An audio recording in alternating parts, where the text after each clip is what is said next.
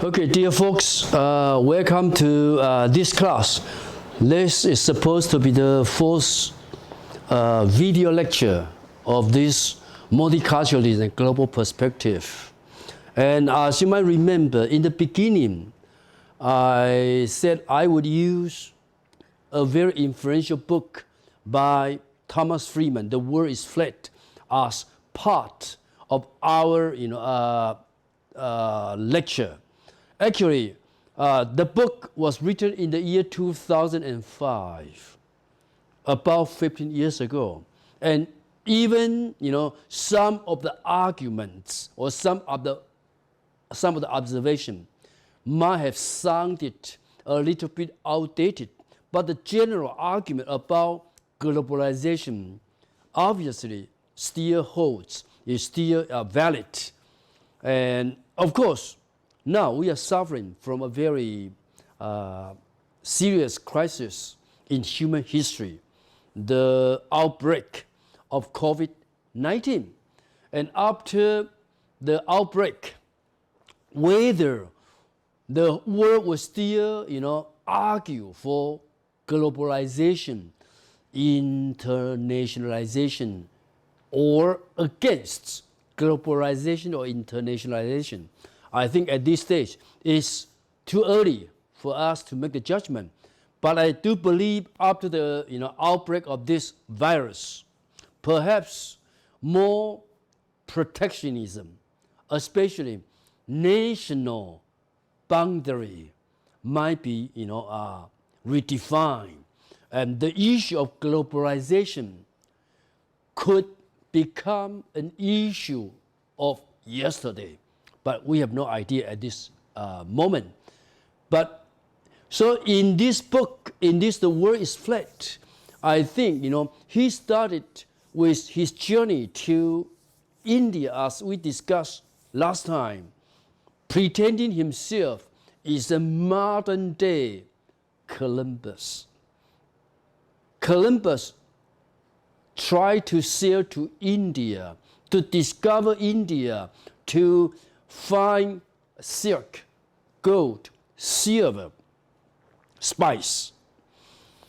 And Friedman imagined himself a modern Columbus, and he did go to India, to Bangalore, and there he discovered, to his great surprise, India is a country of talents, human brains, in many advanced technologies. So, to his surprise, he writes this book actually as a warning, as a reminder to the American public in general, saying, if you still sleep, if you do not wake up to the reality, then very soon all the jobs in the United States will be taken away by the Indian people, by the Chinese people. And actually, this has been happening over the past 20 years, okay, when the whole world has been embracing globalization, global market as, the trend of the market.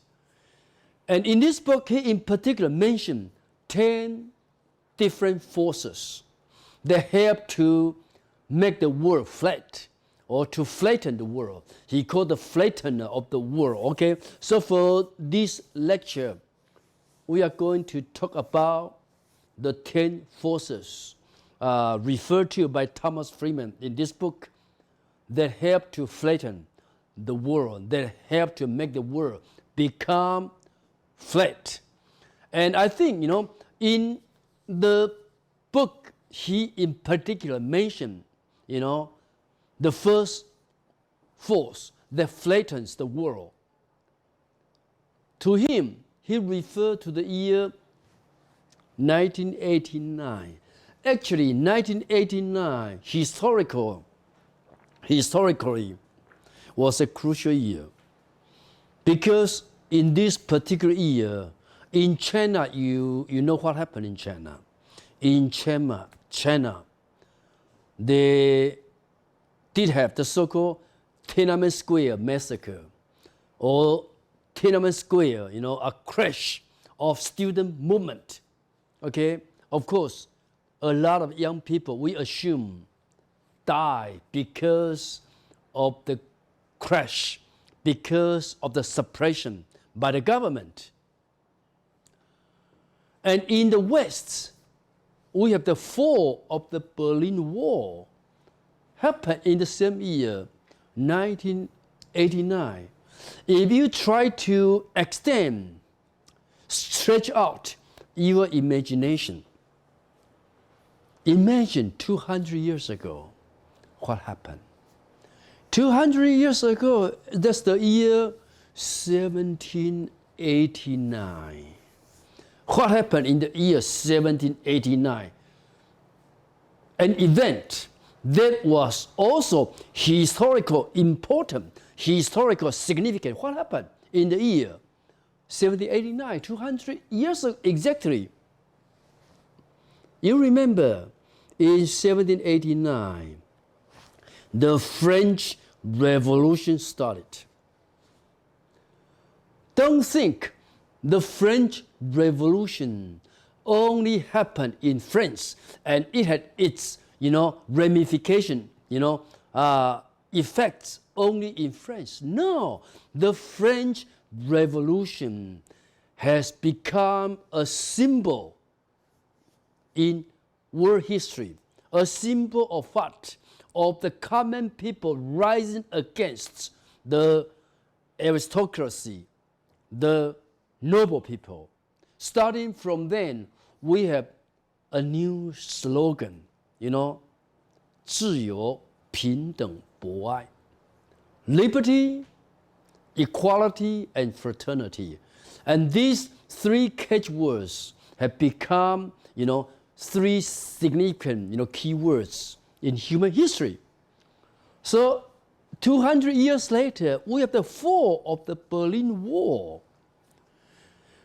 Because of your, age, you might find it difficult to understand how come the Berlin city had a wall. The Berlin city was divided into two parts, Eastern Berlin and Western Berlin. What happened in Eastern Berlin? In Western Berlin, I just show you this PowerPoint.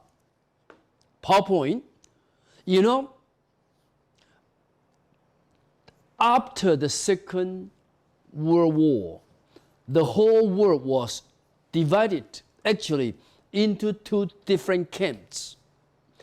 On the one hand, we have the Russian Empire, the communist bloc, the communist, group or camp that embrace the so-called totalitarianism, 极权主义. On the other hand, we have the American Empire that represents, democracy, that represents capitalism. So these are the two big camps, the Russian Empire, the American Empire, or you can say the communist bloc, 是集团, and the free world, or you could argue it's a war between communism and capitalism. So before the year 1989, before the fall of the Berlin Wall, it was a war of the so-called the Cold War, 冷战. And the Cold War actually was between these two different blocs, communists and free world. So the Cold War had been a struggle between two economic systems. If we are talking about economics, it's a struggle between a confrontation between two different systems. On the one hand, we have capitalism, and even today, the United States still represents, capitalism. On the other hand, we have communism, okay? Even in Russia today, communists already collapsed also in the year 1989 when the Berlin Wall fell. But the society itself, the system itself, is still very much based upon communism. And then, with the fall of the war, there's only one system left, okay? But obviously, this is not political truth. Even today, we have separate systems, actually more than two systems. In China, they practice communism, but they call socialists communism or socialism with Chinese characteristics. 带有中国特色的社会主义。In Russia, they also practice socialism or communism, and they will call it with Russian, characteristics. And in some other countries, communists still exist. North Korea is a good example. Okay, in North Korea, in several countries in South America, in countries in Middle East, or countries in some part of Africa, okay, the same. Okay, so actually, there's only one system left. Obviously, the statement today is not quite true, okay? It's not quite true. So, economically, it's a struggle between capitalism and communism. And politically, it's a struggle between democracy on the one hand and totalitarianism on the other hand, okay? So this is what happened before the fall of the Berlin Wall, and that is the reason why, the fall of the Berlin Wall was so significant, was so important because, the fall of the Berlin Wall unleashed means release, 释放出 forces that ultimately liberate all the captive people of the Soviet Empire. The Soviet Empire at that time, of course, includes today's China. Okay, about like more than 50% of the world population used to be kept, okay, in a block. Now, because of this fall of the wall, another 50% of world population has come out and joined the production force. Okay, so that is the reason why the fall of the Berlin Wall became so significant. So Thomas Friedman called the fall of the Berlin Wall as a starting point of the new age of creativity. In other words, he says when the walls came down and the windows went up, okay, the windows, different views, of course, also refer to the window operating system of personal computer. So bear in mind, to Thomas Friedman, the first force that flattens the world is the fall of the Berlin Wall. And its significance actually has remained far-reaching. Now we know Germany is a unified country. But before the fall of the Berlin Wall, Germany was divided like Korea today into East Germany and West Germany. Now we have South Korea and North Korea, okay? So just bear in mind the first force of the 10 forces that flattened the world, okay? And then the second force that flattens the world, according to Thomas Friedman, is Netscape went public. I think you know the term went public. What does it mean by went public? The good term is IPO. initial public offering. What is meant by initial public offering? If you start a company and your company is running well, but you need the capital, you need the money from the public to put, or more investment. So you need to have your, stock, okay, go public. In Chinese, 股票上市, okay? So you can, collect capital, invite capital from the public for your investment. And Netscape today, not many people still remember Netscape. Why the IPO of Netscape became so significant, becomes one of the forces that flatten the world, because with the IPO of Netscape, we enter into a new age of connectivity.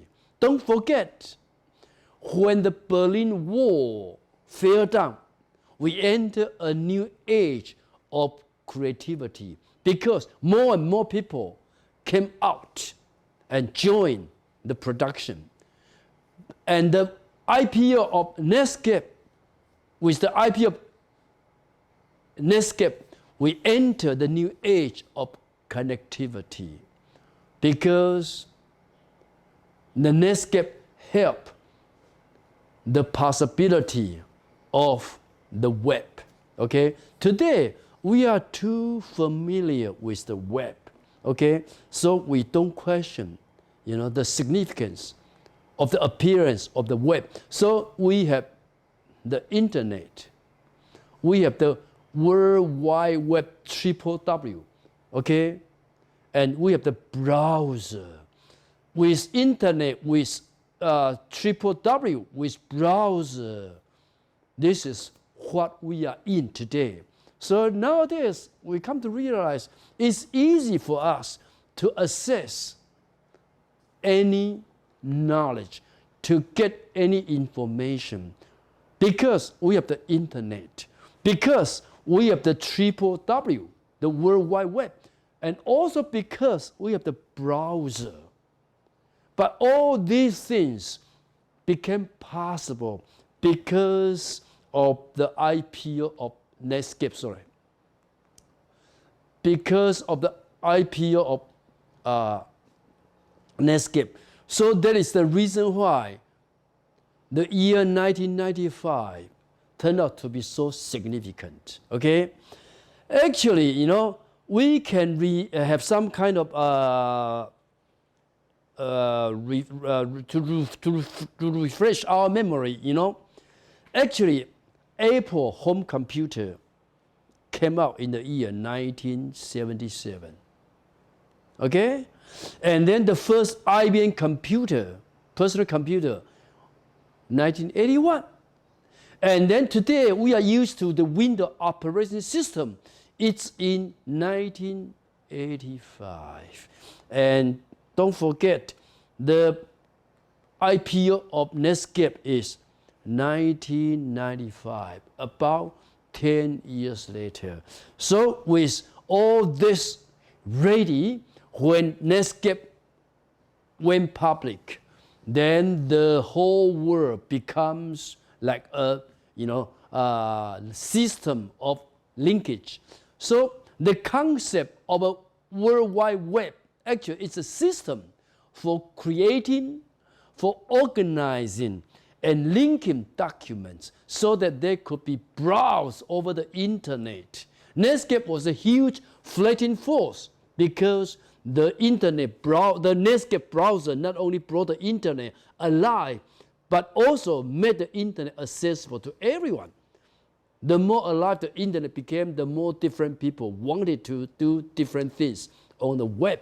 Actually, no matter whether you are young, like a 5-year kid, or you are old, like 90-year, elderly person, they can all, use the internet for what they need. Okay, so this is the reason why the IPO of Netscape start a new age of connectivity. Okay? So here, to conclude the second force that flattens the world, we could argue the Apple computer and Windows system, Apple plus PC plus Windows, flattening face was about me interacting with my computer and me interacting with my own limit network inside my own company. So before the internet, okay, you can interact with your computer because you have the personal computer, because you have the Windows operating system, and you can interact with only a limited number of people within your own company. Then we move to the second phase called internet, email, browser phase. From here to here, this is a big jump. And it flattened the earth a little bit more because it was about me and my computer interacting with anyone, anywhere, on any machine, which is what email is all about. Nowadays, we are all very used to email. So we never, question how come email has become so handy, so convenient. Okay? And then later on, me and my computer interacting with anybody's website on the internet, which is what browsing is all about. So today we are moving not just from email, also moving toward browsing. And because of this invention, today, you don't have to come to school to study. Actually, you can get what you need through the internet. Okay? This is the second phase that flattens the world. And then I think the third force that flattens the world is the so-called workflow software. In Chinese, 工作流软体. Actually, just give you some kind of idea about workflow software. It's more or less like an SOP, okay? Standard of procedure, okay? For example, if you want to make a phone call through your mobile phone, of course, we need to create some kind of standard so that the machine can function all together. So Thomas Friedman is arguing the rise of an integration of workflow software was a quiet revolution. Okay, was a quiet revolution.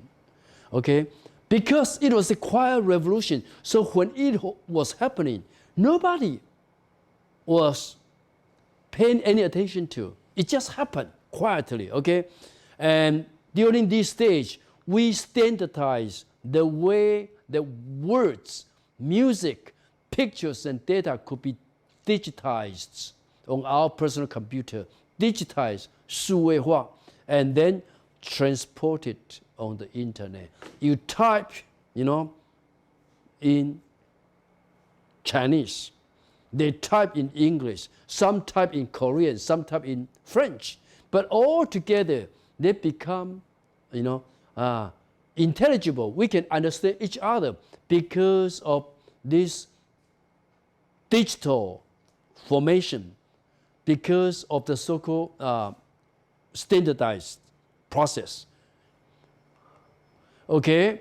So for work really to be able to flow seamlessly without any obstacle, we need two more things. Number one, we need more magic pipes, more transmission protocols and language that would ensure that everyone's email and software application could connect seamlessly with everyone else. So that's the reason why I like the language here. Of course, here the language refer to mostly the programming language, 程式语言. If you are major in computer science, you know what language are meant for PC, for personal computers, okay? So this is the so-called workflow software. And this is the third, force that help flatten the world. Okay, we'll continue with it. Because of this, okay, because of this fundamental platform, so they generate, or the author used the word spawn means produce, means beget, 生产出 6 more flatteners or more, form of collaboration. In other words, because of this workflow software, we have another 6 flatteners. We have, uploading. Later on, we are going to talk uploading, 上网. We have outsourcing, 外包. We have offshoring, 岸外生产. We have supply chaining, 供应链. We have insourcing, just the opposite of outsourcing, okay? 这外包，这是内包. We have informing 是链接，各种链接啊。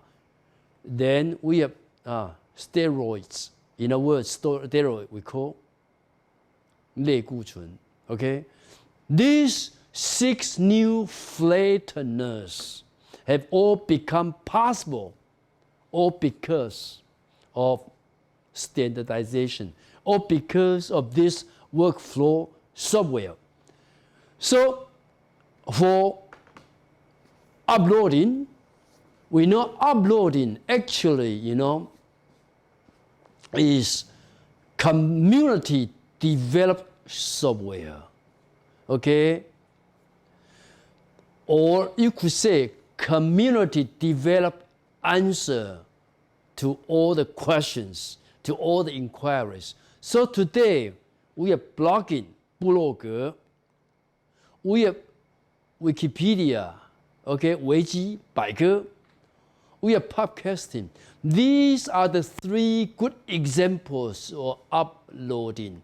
For example, I'm teaching this class, and I produce my PowerPoints, and I want you to share my PowerPoints for this class. I just upload my PowerPoint to the university, platform. In our university, we use a platform called Moodle. Moodle is the platform. I just upload, okay, my PowerPoint to Moodle system. So this is a kind of what? A kind of community developed answer, okay? Because a class is a community, okay? So blogging, Wikipedia, or podcasting, these are all variation, different forms of uploading. The genesis, the beginning of the flat world platform, not only enable more people to author more content, to produce more content, and to collaborate on the content, it also enable people to upload files and globalize the content. That is the reason why you can share your content globally. Okay?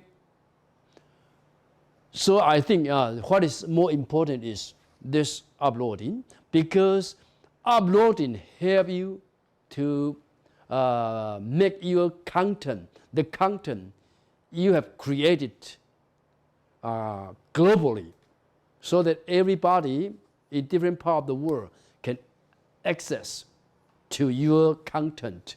I just give you one example, like my PowerPoint. If I upload it to Moodle system, then all the students in my class can access to my PowerPoint.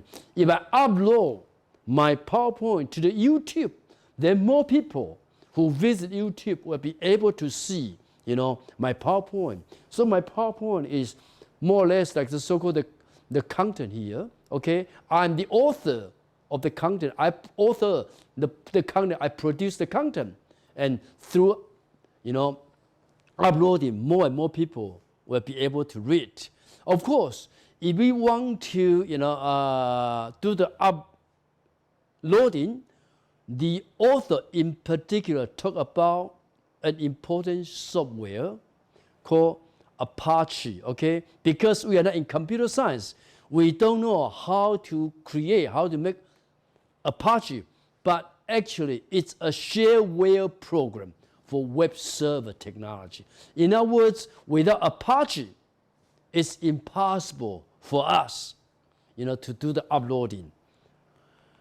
And then another important, device is called Linux. Okay, if you are good at computer, you know Linux. Linux actually is a very basic and powerful software which works on Intel ubiquitous microprocessors. Okay, so Linux is another, important software for uploading to function. We just mentioned, in the previous PowerPoint, we just mentioned Apache here, okay? And here is Linux, and then Firefox. These are the three most important devices, or the three most important softwares that help to make uploading possible and convenient, okay? So uploading is fundamentally reshaping the flow of creativity, innovation, political mobilization, and information gathering and dissemination. It is making each of these things a bottom-up and globally side-to-side phenomenon, not exclude a top-down one. In the past, all the content could be a top-down decision, but because of uploading, you can do it from the opposite. You can do it, bottom-up. So uploading is without doubt becoming one of the most revolutionary forms of collaboration in the flat world. Think about the recent, small-scale revolution that happened in several countries. Think about what just happened a few months ago in Hong Kong. The protests could gain so much momentum. The protests could collect so many supporters, all because of this, uploading service, okay? Because information can spread around quickly in a very, efficient manner, okay? And I just mentioned two important use of uploading. One is blog. I think a lot of our students do have their own blog, okay? It's a bottom-up, self-organized form of uploading, okay? You manage your own blog, and you produce your own content, and whenever you like to share, you just upload it. And I think another important, encyclopedia is called Wikipedia, okay? We have encyclopedia 百科全书, like the Britain Encyclopedia. It's many, many volumes, very huge, okay? Could fill up like 1/10 of this room, very big.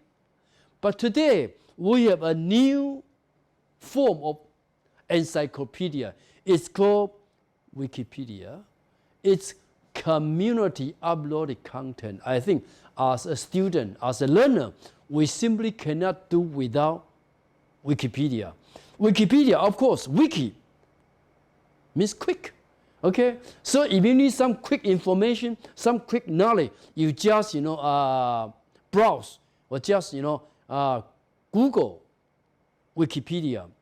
So Wikipedia is usually known as the so-called the people's encyclopedia, because you are the user and you can do the contribution, you can contribute. So they do have a very important editorial policy. They call this a neutral point of view, NPOV. And I think this is very important in terms of Wikipedia. In other words, Wikipedia, in its editorial policy, emphasizes their viewpoint is not biased. Their viewpoint is objective, is neutral. They try to, present different viewpoints of the same issue, okay? So uploading by individuals or by communities is already a huge flattening. It is spreading because the flat world platform make it possible is make it possible to spread is because uploading responds to a very deep human longing for individuals to participate and to make their voice heard. In the past, if you are just a common individual, you have no way to speak up. You remain the so-called the silent majority. But today, because of uploading, if you can author your content, if you can produce your content, you can get your viewpoint heard. You can get your voice listened. You can get your viewpoint, visible. Actually, that's the importance of uploading, and that is the reason why uploading is one of the most influential 10 forces that flatten the world. Okay, I think after the uploading, another important flattener is the so-called outsourcing. I think today when we talk about India, it reminds us India is an important country for outsourcing. When we talk about the Philippines, we also remember Philippines is an important country for outsourcing, okay? Especially in terms of the English language. Philippines might replace India eventually to become the most important country for outsourcing. Outsourcing just give you some idea what is outsourcing. Outsourcing actually has much to do with the market. If you want to produce a certain article, a certain commodity, and if you produce in your own country, the cost is very expensive. So you might decide to produce your commodity not in your own country, but in another country. In the past, China used to have very cheap labor, so a lot of commodities were produced in China. Now we know in India, labor is less expensive. Okay? So India, like China in the past, is like a factory. 工厂啊，印度是一个工厂。Okay? In the past, we used to say China is a factory. Okay? So they can producing and exporting some of the most gifted engineering, computer science, and software talent on the globe. So that is the reason why a lot of big high-tech company would move to India to establish, to build their factory there. Okay? So just give you some idea about outsourcing. Actually, outsourcing has much to do with the saving of costs. Okay? Then offshoring, 岸外生产. Offshoring, what does it mean?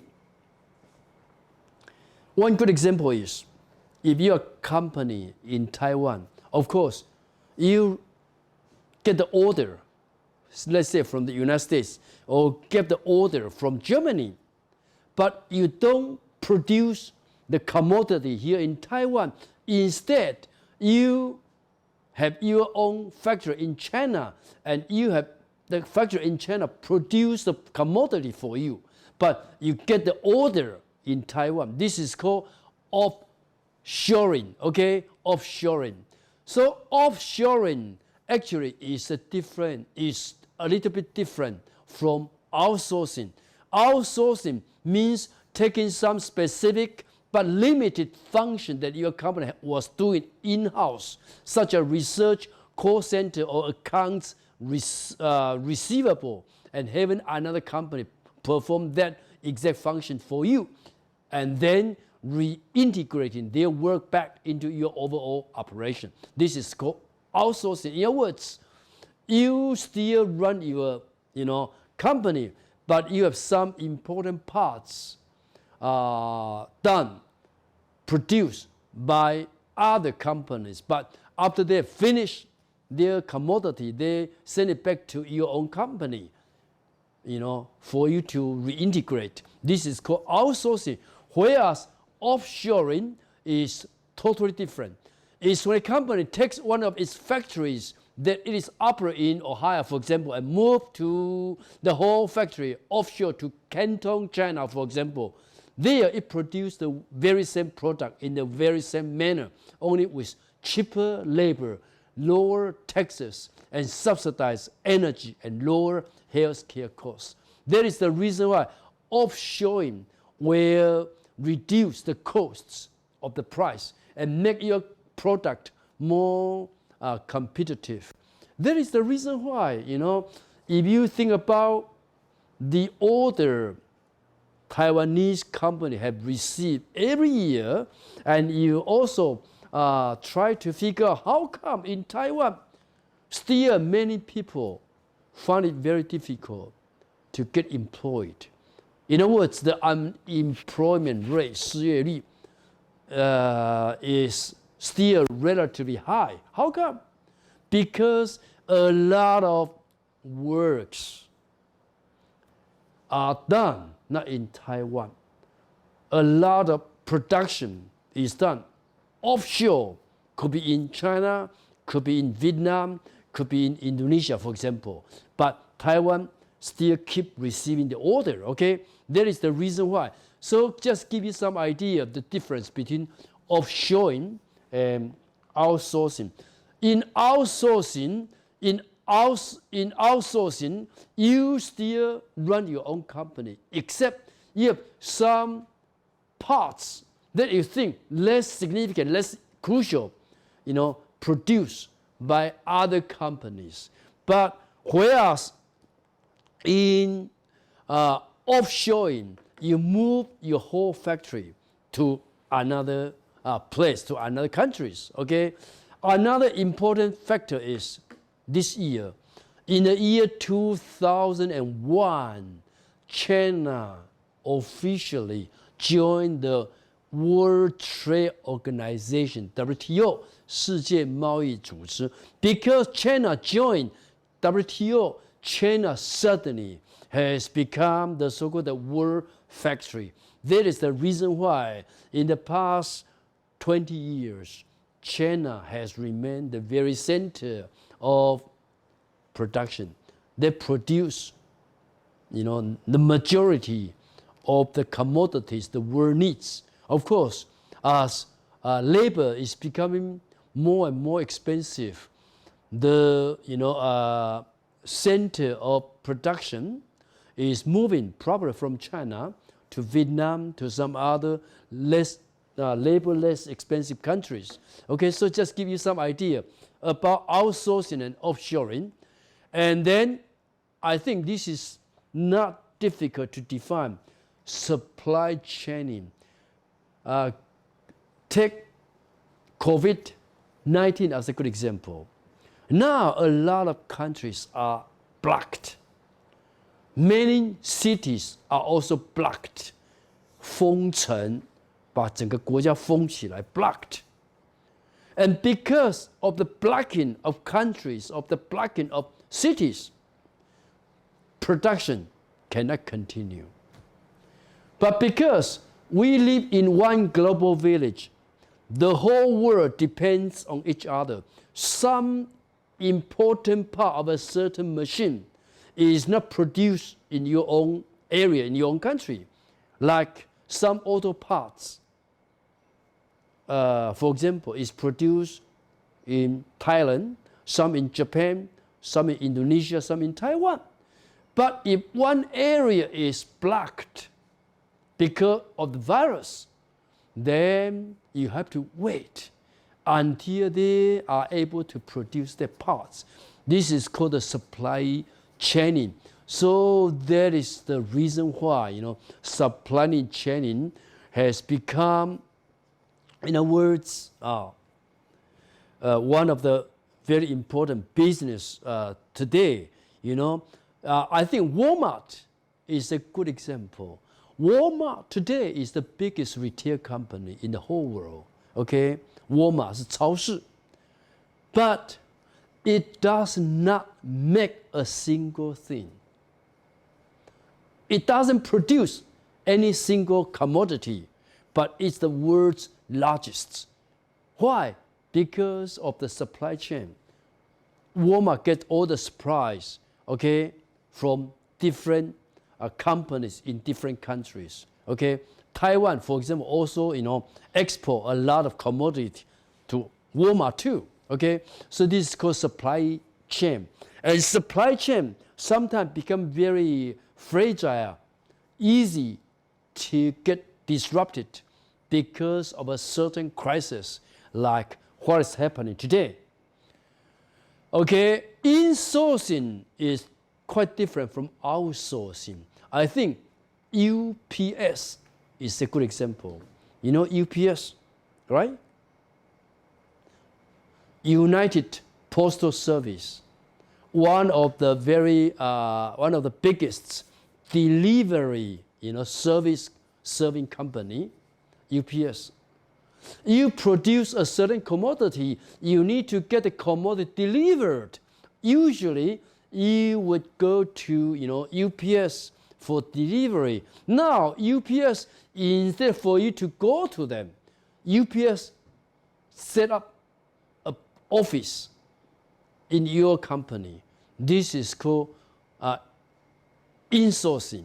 Okay, so UPS, United Postal or Parcel Service, is a good example because it's a dynamic supply chain manager. Okay, today we do not just have UPS, we have also FedEx. Okay, they are not just delivering packages, they are doing logistics, 物流. They are not just delivering packages anymore. They are synchronized global supply chain for companies large and small, and this is called insourcing. Okay, in other words, they will send their engineer, like in UPS, come right inside your own company.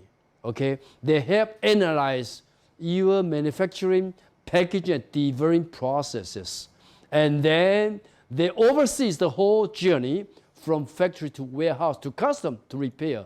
In other words, they help you to do this. Okay, this is called insourcing. I think in Taiwan we also have some good company who excel in insourcing. Okay, insourcing. Next is informing. Informing today is one of the most powerful, forces that flatten the world. Insourcing, I think, informing means you use a certain machine to search the information you need. So informing has something to do like information. Okay, Google is a good example. Yahoo. Okay, I think I don't have to explain too much for informing because we all use Google, and we know Google argue for universal access to the world's knowledge. Universal, in other words, everybody can access to the world's knowledge. So if you check Google, if you Google, you come to realize there are several keywords Google keep emphasizing. One is everything, one is everyone. In other words, Google try to say information, knowledge is for everyone and is about anything. Okay, so this is informing one of the 10 forces that flatten world. So what makes Google not just a search engine? We know Google is a search engine, but it's not just a search engine, but a hugely profitable business was its founder realization. They could build a targeted advertising model that will show you ads that are relevant to you when you search for a specific topic, and then could charge advertisers for the number of times Google users click on their ads. That is the reason why Google has made a lot of profit. They don't charge the users. Instead, they charge the advertisers. If you want to advertise your commodity, you just make use of Google, and Google use the advertise. And that is the reason why Google, even though it's a search engine, it also becomes a good business model. Okay, I think The last one is the so-called steroids. Steroids means a certain technologies that is not so measured, but without this technology, you know, the whole world cannot operate. So the author, for convenience sake, just classify all these together as the steroids. Okay, steroid 就好像天空的那些星星一样不同的星座，不同繁星。Okay, so it talks about like computing. It talks about like wireless. It talks about like instant messaging and file sharing. It talks about making phone calls over the internet, over line, for example. It talks about video conferencing. Okay, today, video conferencing has become quite popular. It talks about computer graphics. It talks about wireless technology. In other words, these new technology at that time, when the author published the book, they have not become a major trend. So he just grouped all these new technologies and using the term the steroids. Okay, but what the author want to emphasize, these new technologies actually are ubiquitous. It's everywhere, anytime. And some of this new technology, of course, have become the mainstream today. 今天的主流, but at that time, the author simply cannot use one particular chapter to describe any of these new technologies. So he just put all this together, okay? So I think, you know, this is the end of this lecture, but what I want to say is, this actually is a summary of one important chapter of the World is Flat. In this important chapter, the author lists the 10 forces that have flattened the world. Of course, he gives a very detailed description about what each flattening force is and why it helps flatten the whole world. I just offer you a good summary of these 10 forces that make the whole world, you know, flat. So for our next class, we are going to talk about something else. So for The World is Flat, I think this could be the end of this book. I just shared 2 chapters with you of this book.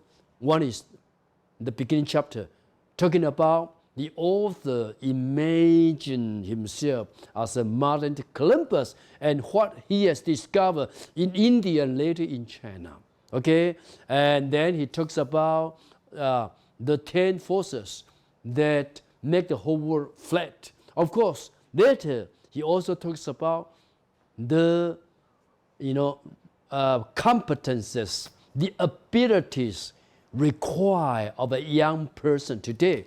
If you are a young person today, you are living in the flat world. What competences, what abilities you need to equip yourself to make yourself untouchable, to make yourself not be able to replace, okay, not by the machine, okay, by digital technology, okay. This is something we will also talk about in our later, you know, lectures. Okay, thank you.